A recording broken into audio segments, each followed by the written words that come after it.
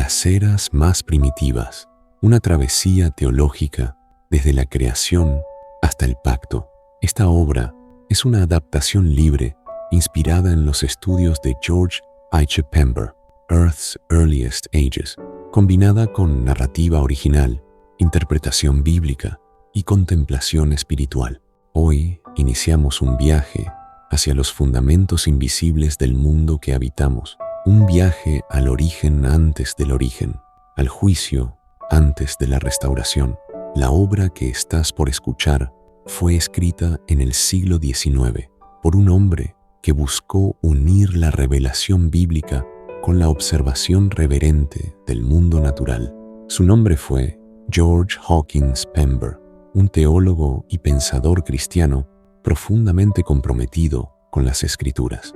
Su sensibilidad hacia los misterios que la Biblia oculta con sabiduría lo llevó a preguntarse: ¿qué ocurrió antes del Edén? ¿Por qué una tierra perfecta aparece envuelta en ruinas? ¿Y qué secretos callan los primeros versículos del Génesis? En su obra, Las primeras eras de la tierra, Pember propone una lectura seria, minuciosa y espiritualmente sobria del texto bíblico, abriendo ante nosotros una visión solemne del conflicto que precedió al hombre y de la gracia que aún se mueve sobre las aguas. Este audiolibro ha sido adaptado cuidadosamente para honrar su enfoque, su estilo y su propósito: llevar al oyente a reflexionar, a adorar y, sobre todo, a considerar que la historia humana no empezó en un jardín, sino entre escombros, bajo juicio y ante una voz que pronunció: «Sea la luz».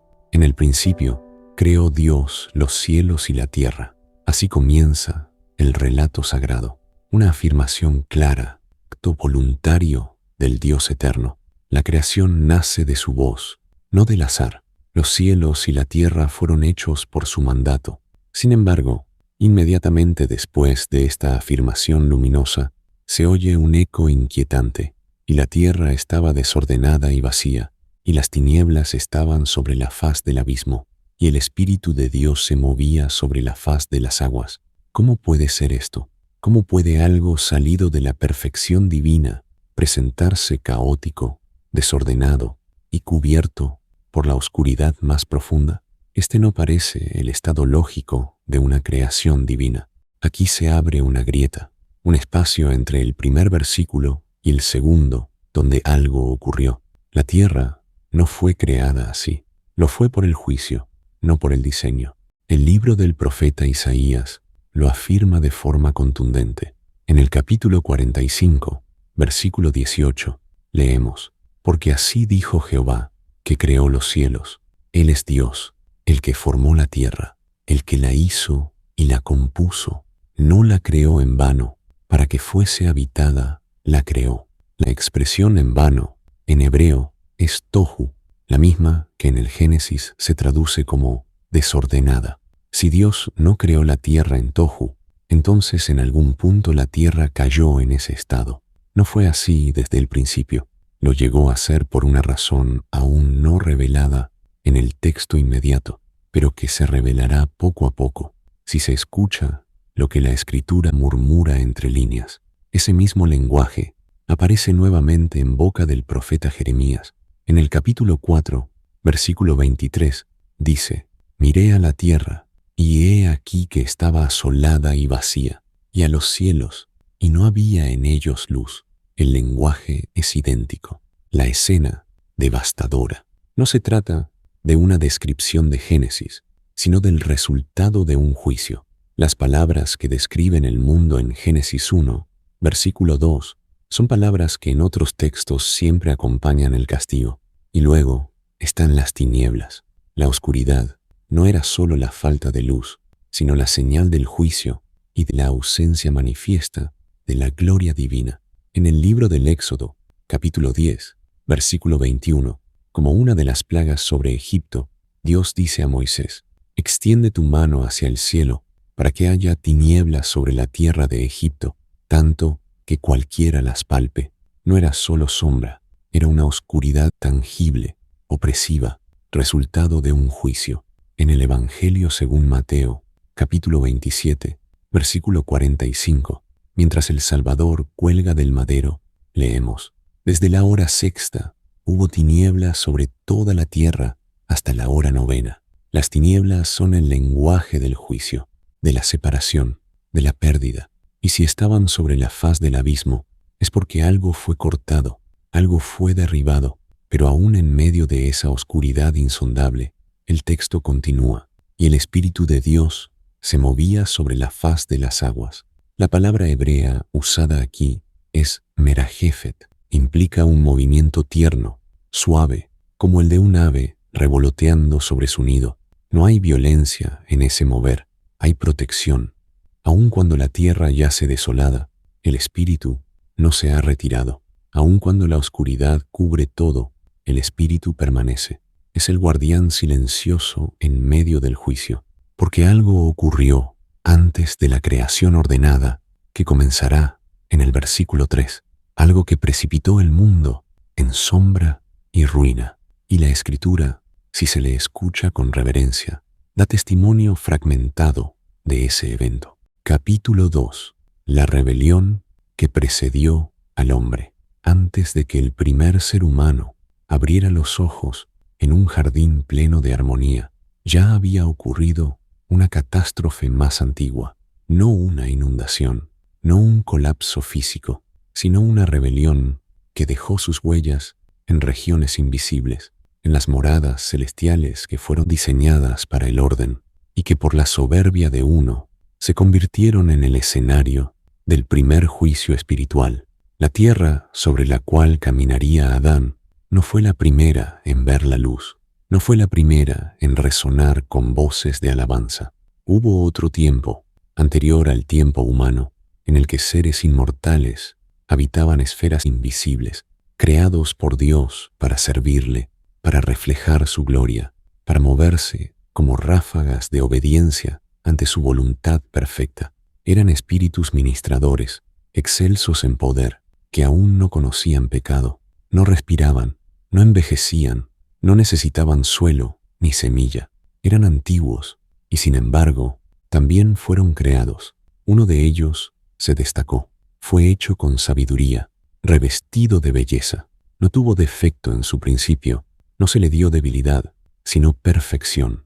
El libro del profeta Ezequiel, en el capítulo 28, desde el versículo 13 hasta el 15, describe a esta criatura gloriosa. Edén, en el huerto de Dios estuviste, de toda piedra preciosa era tu vestidura. Tú, querubín grande, protector, yo te puse en el santo monte de Dios. Perfecto eras en todos tus caminos desde el día que fuiste creado, hasta que se halló en ti maldad. Un querubín, un protector, uno que se movía entre las realidades más santas del orden celestial. Pero algo surgió. No fue algo visible, no fue una acción, fue un pensamiento, un deseo incubado en lo más hondo del ser. Seré semejante al Altísimo. En el libro del profeta Isaías, capítulo 14, versículos 13 y 14, ese susurro se hace palabras. Subiré al cielo, en lo alto, junto a las estrellas de Dios, levantaré mi trono. En el monte del testimonio me sentaré. Subiré sobre las alturas de las nubes. Seré semejante al Altísimo. No era suficiente con el lugar que se le había dado. Quiso más, y con ese deseo se quebró el orden eterno. El mal nació en el corazón de quien fue formado para irradiar gloria. No cayó solo. Aquellos que le seguían, otras estrellas del cielo, también fueron arrastrados por su ambición. El libro del Apocalipsis, en el capítulo 12, versículo 4, utiliza una imagen dramática. Su cola arrastraba la tercera parte de las estrellas del cielo y las arrojó sobre la tierra. El versículo 9 del mismo capítulo continúa: y fue lanzado fuera el gran dragón, la serpiente antigua, y sus ángeles fueron arrojados con él. Las estrellas cayeron, las voces que antes proclamaban alabanza desde los márgenes de lo infinito, ahora descendían como antorchas extinguidas hacia una tierra aún no formada para la vida humana. La luz original fue distorsionada, no desapareció, pero fue envuelta en juicio. En 2 de Pedro, capítulo 2, versículo 4, el apóstol añade este testimonio solemne: porque si Dios no perdonó a los ángeles que pecaron, sino que, arrojándolos al infierno, los entregó a prisiones de oscuridad para ser reservados al juicio. Y en la epístola de Judas, versículo 6, leemos: y a los ángeles que no guardaron su dignidad, sino que abandonaron su propia morada, los ha guardado bajo oscuridad, en prisiones eternas para el juicio del gran día. Estos no fueron expulsados a un vacío sin nombre, fueron confinados en esferas invisibles, sellados bajo cadenas espirituales. Otros, por razones no reveladas, fueron permitidos en el mundo natural.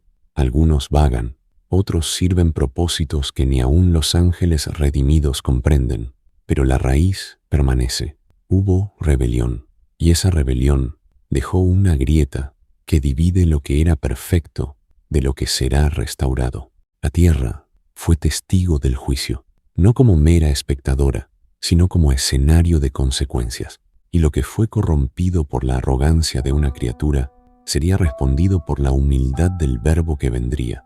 Pero aún no, aún la creación esperaría a otra etapa, y en ese intervalo, la tierra reposó en su abismo.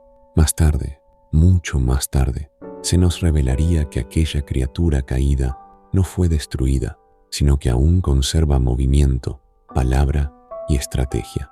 En el libro de Job, capítulo 1, versículo 7, Dios le pregunta: ¿de dónde vienes? Y él responde: de rodear la tierra y andar por ella. Y en la primera carta del apóstol Pedro, capítulo 5, versículo 8, la advertencia se convierte en clamor: vuestro adversario el diablo, como león rugiente, anda alrededor buscando a quien devorar. Ya no está entre piedras preciosas ni en el monte santo. Ahora ronda campos caídos, mentes abiertas, corazones dormidos, pero su furia no ha menguado, su engaño no ha cesado.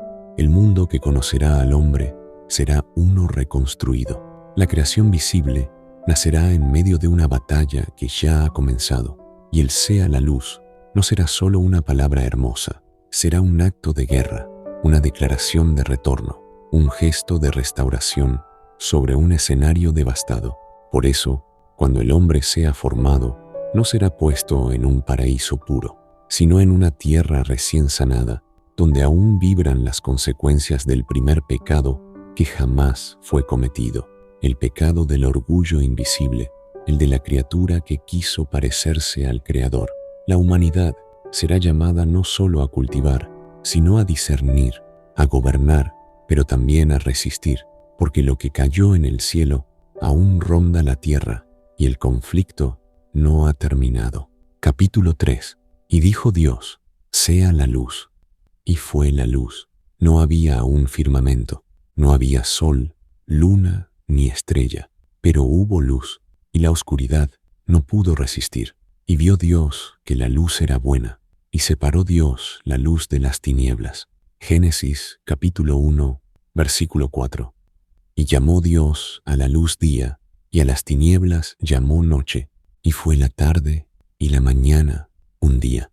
Génesis capítulo 1, versículo 5. Así comenzó la cuenta de los días, no con el hombre, no con los astros, sino con el restablecimiento de la frontera entre lo santo y lo profano.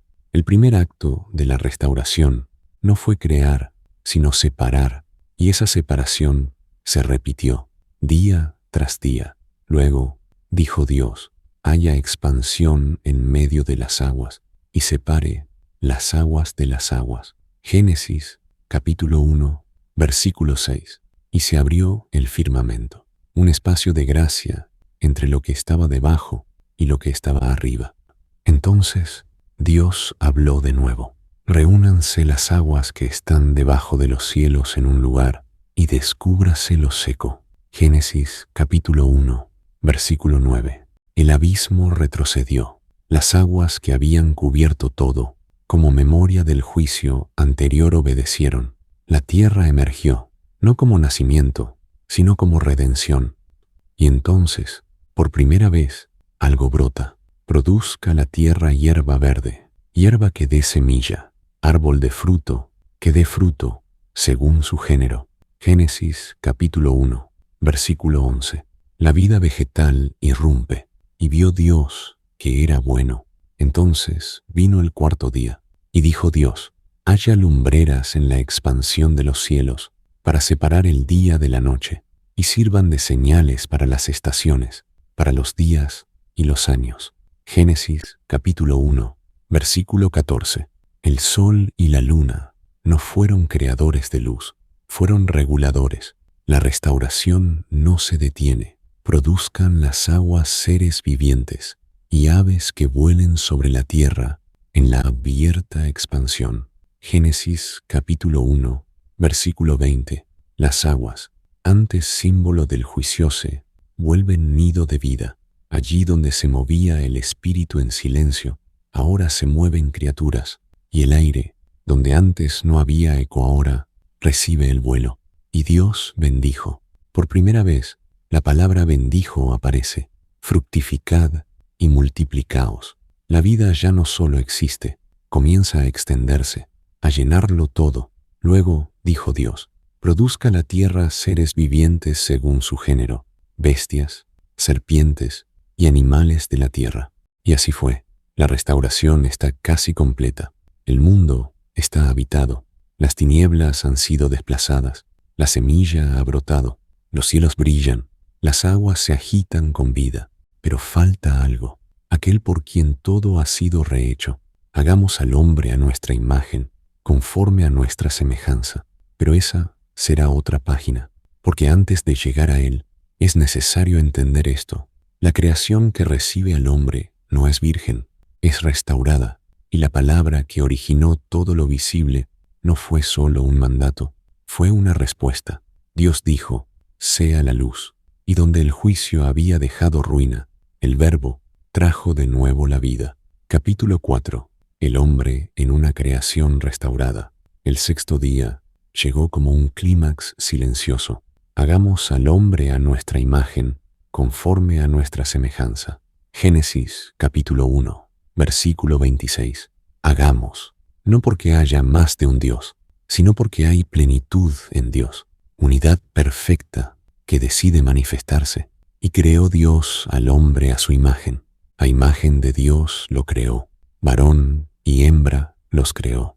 Génesis capítulo 1, versículo 27. En medio de una tierra que ya conocía el juicio, el hombre fue sembrado como signo de una esperanza nueva.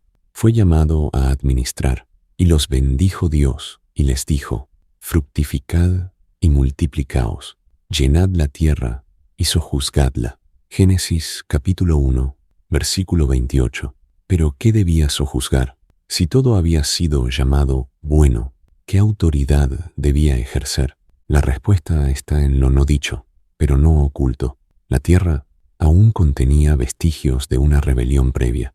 El adversario aún vagaba.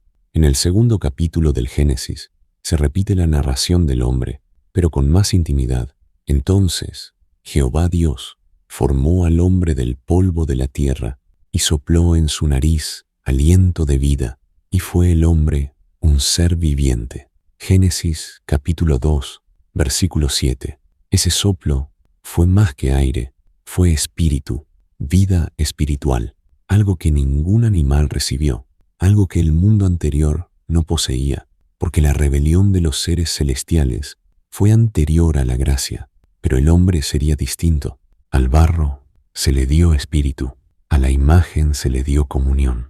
Y fue entonces cuando Adán abrió los ojos y vio la luz que no fue creada por él, y respiró el aire que no supo cómo llegó, y escuchó el murmullo de un mundo restaurado. El jardín no era un lujo, era un encargo, un santuario, un lugar desde el cual debía extenderse la voluntad de Dios a toda la tierra.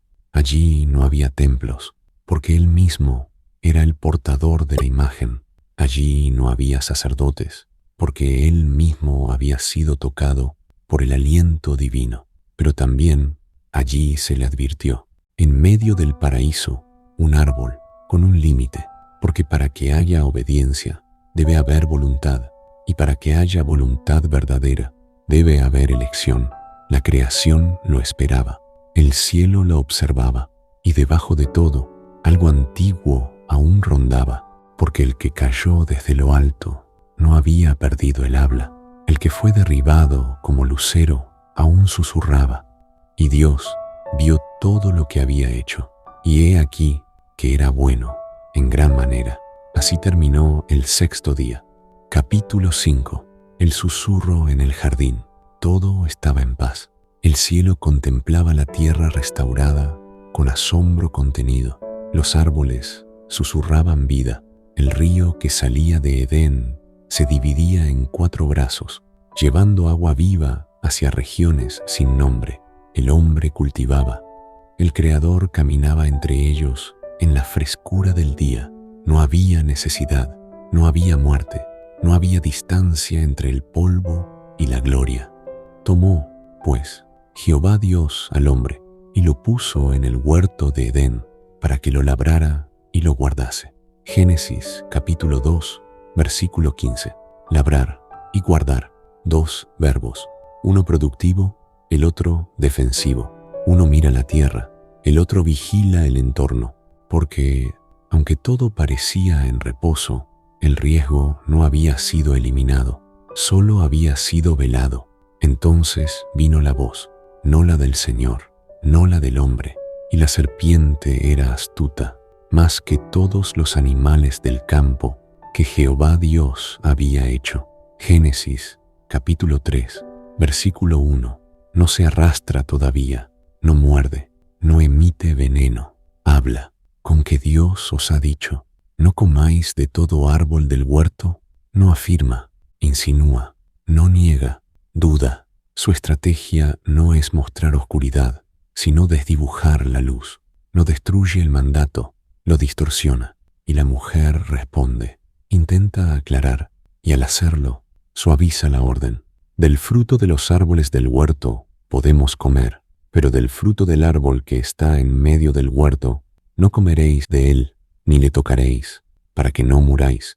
No le había sido dicho que no lo tocara. Eso se añadió. El límite claro, al ser reinterpretado, se volvió exageración, y la exageración debilitó la reverencia. Y la serpiente lo supo. No moriréis. Ya no hay insinuación. Ahora hay negación directa. Se desafía lo dicho por el Creador, pero no con violencia, sino con visión, sino que sabe Dios que el día que comáis de él, serán abiertos vuestros ojos, y seréis como Dios, sabiendo el bien y el mal. No les promete placer, les promete conocimiento, les ofrece autonomía, el mismo anhelo que provocó su propia caída. Seréis como Dios. Ese fue el veneno, no en el fruto, sino en la intención. Y la mujer miró, y vio, y deseó. Y vio la mujer que el árbol era bueno para comer, y que era agradable a los ojos, y árbol codiciable para alcanzar la sabiduría. Génesis capítulo 3, versículo 6. No vio muerte, vio belleza. El juicio estaba velado, solo brillaba el deseo. Y comió, y dio también a su marido, y él comió. Y entonces fueron abiertos los ojos de ambos, no para ver la gloria, sino para ver la vergüenza. Y conocieron que estaban desnudos. Entonces cosieron hojas de higuera, y se hicieron delantales. La culpa brotó como sombra. No era el fruto el que estaba maldito, era el acto, la desobediencia, la ruptura del límite, la traición de la confianza. El eco del primer pecado se repitió en carne y hueso, y el sonido del Altísimo volvió a recorrer el jardín. ¿Dónde estás tú? No fue una pregunta de ubicación, fue el clamor de una relación rota. Era la voz del padre que ve a su hijo escondido detrás de ramas secas. El hombre respondió, no con confesión, sino con miedo. Tuve miedo porque estaba desnudo. El pecado no había traído sabiduría, había revelado separación. El Creador no rugió, no alzó su voz, habló, y cada palabra fue juicio y promesa. A la serpiente, maldita serás entre todas las bestias. Sobre tu pecho andarás, y polvo comerás todos los días de tu vida. Y más adelante, la promesa encubierta. Pondré enemistad entre ti y la mujer, y entre tu simiente y la simiente suya. Ésta te herirá en la cabeza y tú le herirás en el calcañar. La guerra continuaría, pero un día una simiente vendría al hombre y la mujer. No solo maldición, también consecuencias. La tierra trabajosa, el parto doloroso, la relación alterada, el Edén cerrado, y fueron cubiertos con túnicas de piel, ya no ojos, sino sacrificio. Dios cubrió su vergüenza, no con palabras, sino con muerte. Algo inocente murió para que la vergüenza pudiera ser vestida, y fueron expulsados, y puso querubines al oriente del huerto de Edén, y una espada encendida que se revolvía por todos lados para guardar el camino del árbol de la vida. El camino quedó cerrado, el hombre exiliado, el suelo endurecido, pero la promesa seguía viva. Una simiente, un día, un golpe fatal a la cabeza de la serpiente. El drama de la caída no fue el final, fue el nuevo inicio de una historia de redención, dicha desde la eternidad, escrita en sangre y sellada en esperanza. Capítulo 6. El eco del pecado sobre la tierra. El hombre fue expulsado del jardín, y con él salió también la imagen mancillada de la gloria, llevándola al polvo, al sudor y al exilio. Pero aunque su espalda ya no podía sentir el frescor de la presencia divina al atardecer, el recuerdo del Edén ardía como nostalgia detrás de los ojos. Comenzó una nueva vida, lejos del árbol de la vida, con un suelo endurecido y una promesa que aún colgaba como aliento sobre el abismo de la historia. Una simiente vendría, y mientras el mundo giraba hacia el tiempo, Eva concibió, dio a luz a Caín y exclamó con esperanza que por voluntad de Dios había adquirido varón. Luego nació Abel. Uno se inclinó hacia el campo, el otro hacia los rebaños, y ambos llevaron ofrendas a Dios. Pero no toda ofrenda nace del corazón.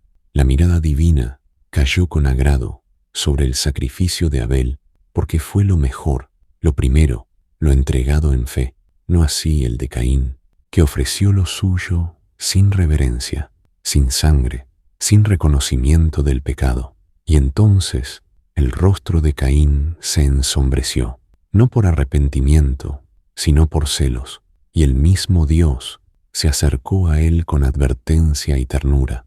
Si bien hicieres, serás enaltecido, pero si no, el pecado está a la puerta, con deseo sobre ti, aunque tú puedes enseñorearte de él. Pero no lo hizo. Salió al campo con su hermano, lo miró como rival en lugar de prójimo, y allí la tierra recibió por primera vez la sangre de un inocente. Caín lo mató, y la voz que antes había recorrido el Edén entre árboles y ríos, ahora preguntó entre sangre y tierra: ¿dónde está Abel, tu hermano? No por desconocimiento, sino para revelar el corazón. La respuesta fue dura, cínica: ¿acaso soy yo guarda de mi hermano? Y Dios replicó que la voz de la sangre de Abel clamaba desde el suelo. No era el grito de un cuerpo, sino el testimonio del alma. La tierra había sido creada para vida, pero ahora tenía memoria de muerte. Caín fue maldito, no destruido, desterrado, errante, condenado a caminar sin descanso. Aún así, Dios colocó sobre él una señal, no para proteger su pecado, sino para proteger su existencia, porque Dios no destruye sin cumplir primero su plan. Y Caín se alejó. Su linaje fundó ciudades, instrumentos, canto y guerra. De sus descendientes surgió Lamec, quien no solo tomó 2 esposas, sino que también mató y se jactó de ello, diciendo que si Caín sería vengado 7 veces, él 70 veces 7. La violencia ya no era oculta, sino celebrada. El mundo comenzaba a multiplicarse en número y en iniquidad, y el eco del pecado se extendía como una bruma que oscurecía la imagen del Creador en el rostro de los hombres. Pero no todo fue olvido. Adán conoció nuevamente a su mujer, y nació Set, y luego Enós. Y en aquellos días se abrió un surco entre las multitudes. Unos se multiplicaban, otros invocaban el nombre del Señor, El juicio no había llegado aún, pero la separación había comenzado. Algunos aún buscaban el rostro que los formó del polvo, otros el eco de su propio nombre. Así comenzó la historia humana, entre la violencia que se propaga y la gracia que aún llama. Capítulo 7. La corrupción de la carne y la caída de los vigilantes. Aconteció que cuando comenzaron los hombres a multiplicarse sobre la faz de la tierra y les nacieron hijas, vieron los hijos de Dios que las hijas de los hombres eran hermosas y tomaron para sí mujeres, escogiendo entre todas. Génesis capítulo 6, versículos 1 y 2. Los hijos de Dios, en hebreo, Bene Ha-Elohim, no son mencionados como meros descendientes de Set ni como mortales ordinarios. Esta misma expresión se emplea en el libro de Job para describir a seres celestiales que se presentaban ante el trono divino. No es lenguaje poético, es precisión espiritual. El texto no dice que bajaron, pero sí que vieron, que tomaron, que cruzaron un umbral, y lo hicieron no con mandato divino, sino con deseo desordenado. Se unieron con las hijas de los hombres, y de esa mezcla nació una aberración. Había gigantes en la tierra en aquellos días, y también después que se llegaron los hijos de Dios a las hijas de los hombres, y les engendraron hijos. Estos fueron los valientes que desde la antigüedad fueron varones de renombre. Génesis capítulo 6, versículo 4. La palabra hebrea aquí es Nefilim, Nepi y Liim, derivados del verbo nafal, que significa caer. No eran simplemente hombres grandes, eran descendencia ilegítima, fusión prohibida entre lo celestial y lo terrenal, una distorsión de la imagen de Dios. No eran parte del orden natural, eran intrusos. Su existencia trastocó la estructura de la creación. La tierra ya no solo estaba poblada por hombres pecadores, estaba habitada por seres híbridos, mezcla de gloria caída y carne corrompida. La violencia no era solo cultural, era genética. Lo creado por Dios, según su especie, había sido desviado, y no por evolución, sino por rebelión espiritual. En la tradición más antigua, estos seres celestiales fueron conocidos como vigilantes, no porque observaran desde lejos, sino porque habían sido establecidos con roles sobre la tierra antes de la rebelión. Pero ellos no guardaron su dignidad, como dice la epístola de Judas, versículo 6. Y hubo los ángeles que no guardaron su dignidad, sino que abandonaron su propia morada. Los ha guardado bajo oscuridad, en prisiones eternas para el juicio del gran día. Y como añade segunda de Pedro, capítulo 2, versículo 4, Dios no perdonó a los ángeles que pecaron, sino que los arrojó al Tártaro y los entregó a prisiones de oscuridad, los vigilantes y la corrupción del linaje humano. En los días antiguos, cuando la humanidad comenzaba a multiplicarse sobre la tierra, la historia no se escribía solo en la superficie. Había otra línea corriendo por debajo, tan real como la sangre, tan peligrosa como el orgullo. No todos los que observaban a la raza humana eran hombres. Algunos eran antiguos, no nacieron, fueron creados, espíritus potentes, ministros del Altísimo en los días invisibles que precedieron al Edén, ángeles, vigilantes. El texto sagrado los nombra sin explicación extensa, pero con claridad. Bene Ha-Elohim, los hijos de Dios descendieron, y al contemplar a las hijas de los hombres, vieron que eran hermosas. No miraron con reverencia, miraron con deseo.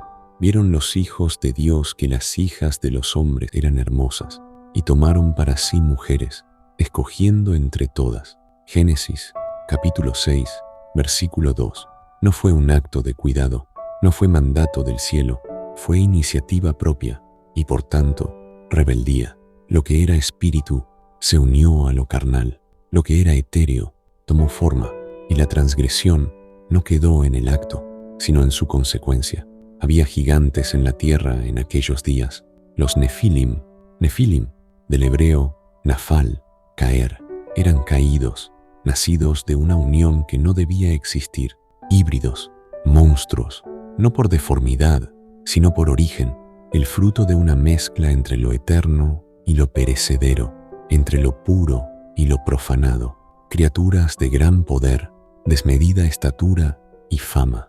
Los antiguos los llamaron héroes.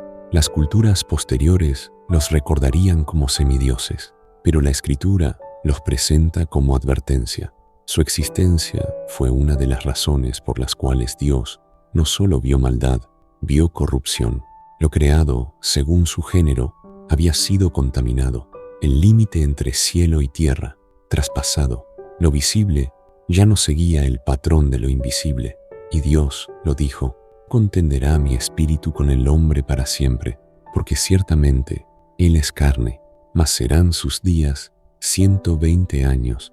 El plazo fue dado. La paciencia sería larga, pero no infinita.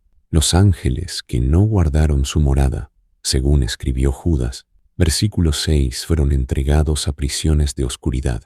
No todos, pero sí los que participaron en esta invasión no autorizada. Fueron encadenados en regiones espirituales profundas, lo que Pedro llamó el Tártaro, un lugar inferior incluso al Hades, reservado para castigo. Pero los hijos que nacieron de ellos caminaron por la tierra. Noé y su generación los conocieron.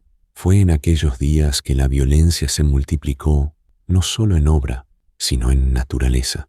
La humanidad ya no era solo caída, era deformada. La simiente prometida peligraba, no solo por la desobediencia, sino por la contaminación. Por eso el juicio fue total, por eso la limpieza fue profunda, por eso el diluvio no fue solo castigo, sino preservación, porque si el linaje quedaba corrompido, el ungido no podría nacer.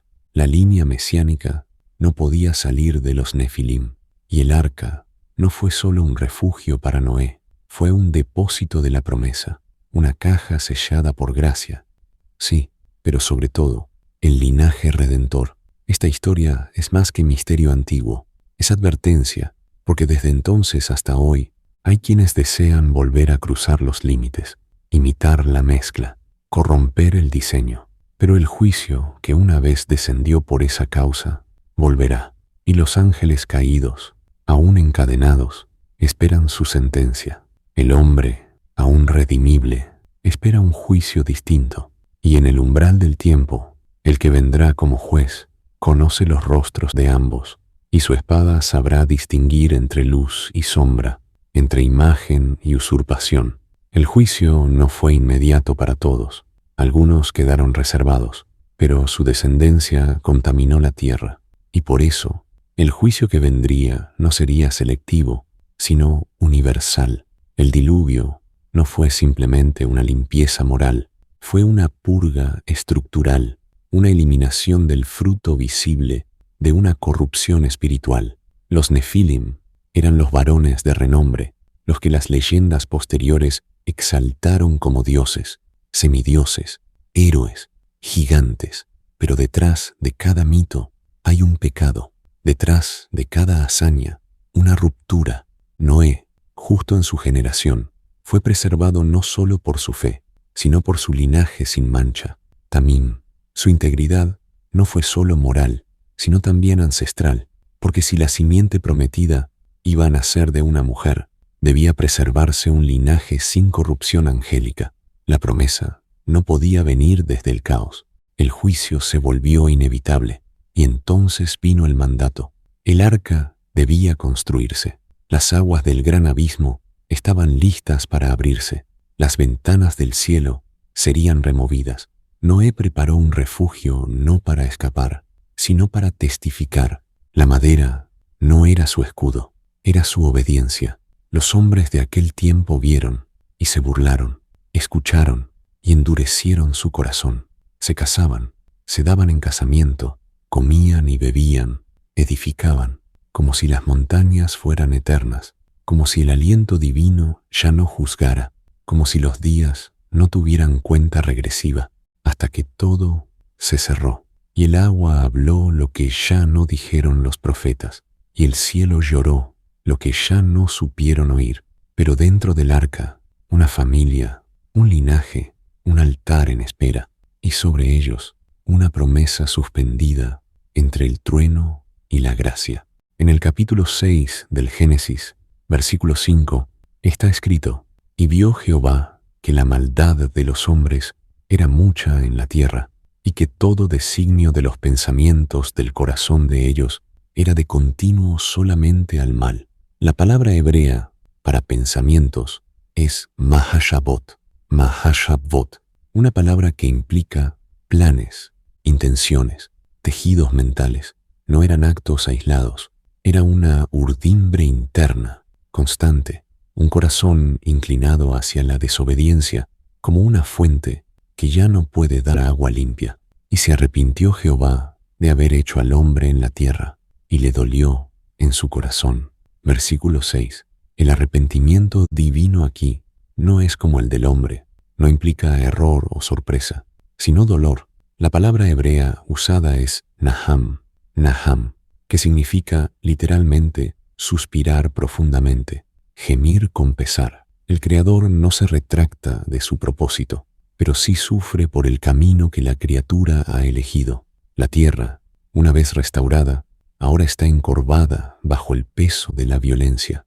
Y dijo Jehová: raeré de sobre la faz de la tierra a los hombres que he creado, porque me arrepiento de haberlos hecho.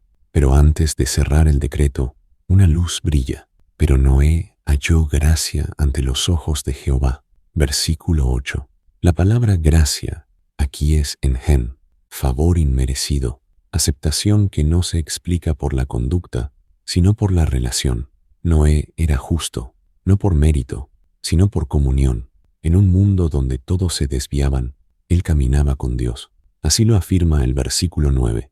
Noé, varón justo, era perfecto en sus generaciones. Con Dios caminó Noé. La palabra perfecto es tamim, que denota integridad, totalidad, coherencia. No significa impecable, sino indivisible.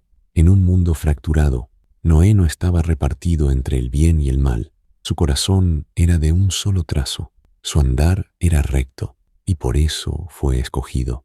Dios le habló, no en sueños, no en visiones, sino con instrucciones. Hazte un arca de madera de gofer. Génesis capítulo 6, versículo 14. El juicio vendría por aguas. La violencia de la humanidad sería respondida no con fuego, sino con diluvio. Las fuentes del gran abismo se romperían y las ventanas de los cielos serían abiertas. Pero antes de que las aguas ascendieran, el arca debía ser construida. Y antes de que los primeros relámpagos desgarraran el cielo, Dios habría ofrecido una salida, una teba, una caja sagrada, un refugio flotante que preservaría la vida. Noé no cuestionó, no protestó, no racionalizó, solo obedeció. E hizo Noé conforme a todo lo que Dios le mandó. Así lo hizo. Génesis capítulo 6, versículo 22. Las dimensiones eran claras. La puerta sería una, las habitaciones múltiples, la ventana alta. El arca no tenía timón, ni vela, ni ancla. No sería dirigida por manos humanas, solo por la voluntad del Altísimo, porque aquello que llevaría la salvación debía depender por completo del favor divino. Durante años, Noé construyó, en silencio, en fe. El libro de Hebreos, capítulo 11, versículo 7, lo describe así: por la fe, Noé, cuando fue advertido por Dios acerca de cosas que aún no se veían, con temor preparó el arca. Temor aquí no es terror, es reverencia, es claridad espiritual. Mientras la humanidad se sumergía en desenfreno, burla e indiferencia, Noé martillaba su obediencia entre vigas de gofer. Cada tabla era testimonio, cada medida una predicación muda, porque cada golpe del mazo decía: aún hay tiempo, aún hay gracia, pero el tiempo se agotaría, porque el juicio no es impaciente, pero tampoco dormido. La tierra se llenaba de violencia, las criaturas se corrompían, y el día señalado se acercaba. Noé ingresaría al arca, junto con su esposa, sus 3 hijos y las esposas de ellos. Entrarían animales, por parejas, preservados según su especie. Y cuando todo estuvo cumplido, el texto dice, y cerró Jehová la puerta. Génesis capítulo 7, versículo 16. No fue Noé quien selló el refugio, fue Dios, porque la puerta de la gracia no la abre ni la cierra el hombre. El que crea el día es el único que puede ponerle fin. Las aguas vendrían, el mundo viejo comenzaba a desvanecerse bajo las olas, pero aún flotaba sobre él una caja de madera y una promesa de redención. Capítulo 9. El pacto, la vergüenza y los comienzos del mundo postdiluviano. Noé bajó del arca como un segundo Adán. Sus pies pisaban un mundo limpio, sin escombros de ciudades, sin templos paganos, sin la sombra de los nefilim. El suelo aún estaba húmedo, los montes silenciosos, las aves cruzando un cielo sin señales de tormenta. A su lado, su esposa, sus hijos y las mujeres de sus hijos, 8 almas sobre la tierra. Un altar había sido levantado, un arco colgaba en las nubes, y con ello, un pacto. Dios les dio la bendición que había sido pronunciada al principio. Fructificad, multiplicaos y llenad la tierra. Génesis capítulo 9, versículo 1. Pero también estableció límites. La vida sería sagrada. La sangre no podía ser derramada sin consecuencia, y la carne no podía comerse con su sangre, porque la sangre representa el nefesh, el alma, la vida misma. El hombre debía respetar la vida en todos sus niveles, porque, aunque el diluvio había barrido la violencia, la raíz aún estaba viva bajo la superficie. Dios hizo un berit, pacto no solo con Noé y sus hijos, sino con toda criatura que saliera del arca. Una declaración unilateral, perpetua, envuelta en luz. El arco en las nubes no era adorno ni fenómeno físico, era un recordatorio suspendido entre el cielo y la tierra. No volveré a destruir toda carne con aguas de diluvio. Noé escuchó y vivió, plantó una viña, trabajó la tierra, y por primera vez desde el juicio, la embriaguez entró al relato, y bebió del vino, y se embriagó, y estaba descubierto en medio de su tienda. Génesis capítulo 9, versículo 21. No fue pecado beber, pero la desmesura trajo vergüenza. El que había encontrado gracia ante los ojos de Dios, ahora yacía expuesto, vulnerable, como si el eco de Adán lo alcanzara desde el jardín. Cam, el hijo menor, lo vio, no lo cubrió, no se apartó, lo vio, y luego salió a hablarlo. Su mirada no fue de honor, sino de burla, y por eso fue maldecido, no él, sino su descendencia. Sem y Jafet entraron con el rostro vuelto, llevando un manto sobre los hombros, y cubrieron la desnudez de su padre sin mirar. La honra no era solo una virtud, era una barrera contra la propagación del juicio. El corazón del hombre seguía inclinado, pero aún podía decidir cómo mirar. Cuando Noé despertó y supo lo que su hijo menor le había hecho, dijo: «Maldito sea Canaán, siervo de siervos será a sus hermanos». Génesis capítulo 9, versículo 25.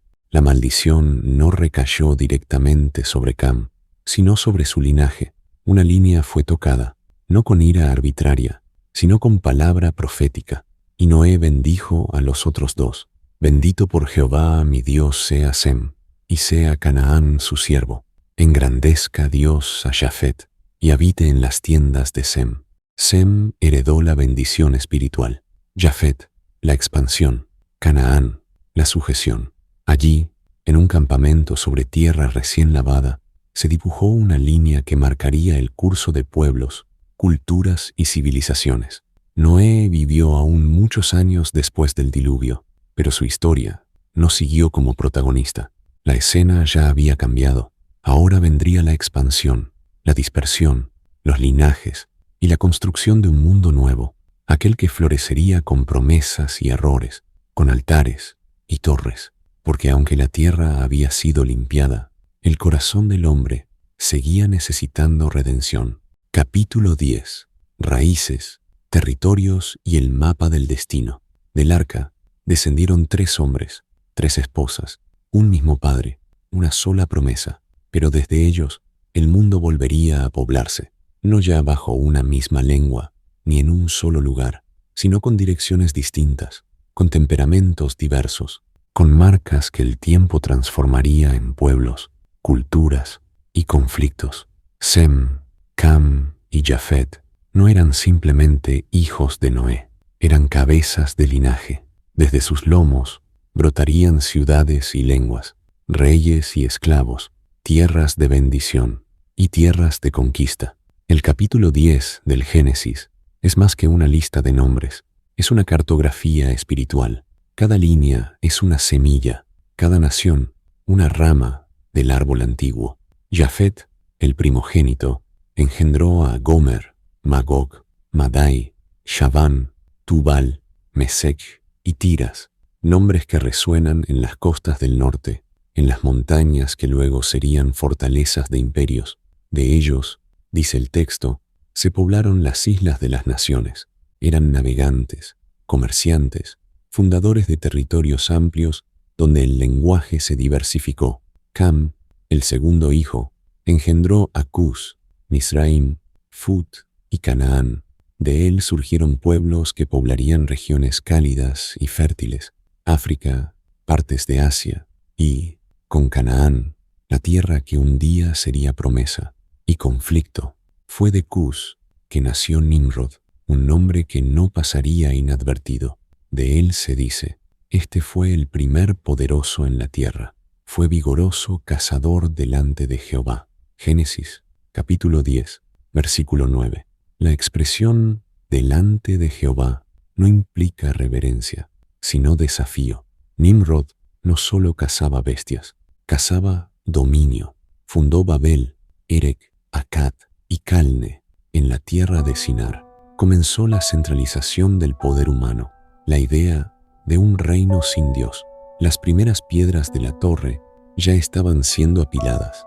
De Misraim surgieron los pueblos de Egipto, de Canaán, los jebuseos, amorreos, gergeseos, heveos y todos aquellos que un día resistirían la entrada de Israel. Su territorio se extendía desde Sidón hasta Gaza, abarcando lo que luego sería el corazón de la tierra prometida, pero por ahora eran simplemente nombres, familias que se expandían tras el juicio, llevando consigo las semillas del futuro. Y luego está Sem. A él le fue dada una bendición distinta, no el poder de expansión como Jafet, ni el peso del conflicto como Cam. A Sem se le confió una línea. De él vendrían Elam, Asur, Arfaxad, Lud y Aram. De Arfaxad nacería Selah, y de este, Heber. Y Heber tendría dos hijos, uno de los cuales sería llamado Peleg, porque en sus días fue repartida la tierra. Génesis capítulo 10, versículo 25. Aquí aparece la anticipación del momento en que las lenguas serían confundidas. Pero antes de Babel hay genealogía, porque Dios nunca pierde el hilo, aun cuando los pueblos se dispersen. De estas familias, dispersadas según sus lenguas, brotaron las naciones. Las fronteras aún eran invisibles, pero las raíces ya estaban puestas. El mundo ya no sería un solo pueblo, sería una red de nombres, una sinfonía de historias entrelazadas, y mientras cada rama se extendía, en medio de ellas corría un hilo. La promesa seguía caminando entre generaciones, porque la simiente que aplastaría la cabeza de la serpiente aún estaba siendo tejida entre los nombres.